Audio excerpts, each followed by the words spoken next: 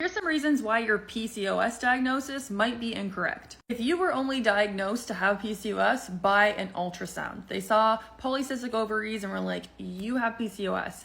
Not necessarily, because that could mean other things. They diagnosed you using the Rotterdam criteria, which you have to have 2 out of the 3 options: high androgens, irregular cycles, and polycystic ovaries. So if you have 2 out of those 3, that would mean you have PCOS.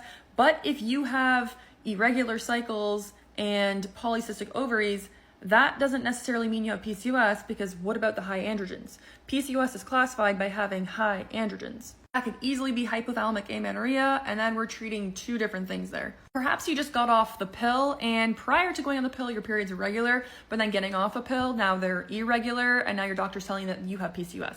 This might just be post-pill PCOS, which is caused by a surge in like testosterone or your androgens once you get off that pill.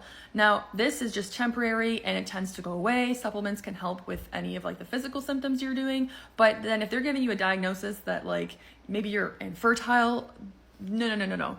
This should work back out and you should be perfectly fine in the coming months. Another option is if you're in your teen years and then they're also giving you a diagnosis for PCOS because maybe they saw like the ultrasound, maybe you have slight insulin resistance, or like maybe they're judging by your acne.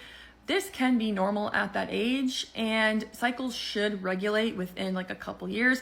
If it continues like that, then I look into that further. Maybe it is PCOS, but sometimes a lot of teens are getting misdiagnosed of having PCOS when they actually don't. And it's just like a normal puberty type of thing. And then they get put on birth control, and then it just causes this whole cascade of unnecessary events. So if you're curious on what type of PCOS you actually have, watch my 4 types of PCOS video that I just posted behind this one.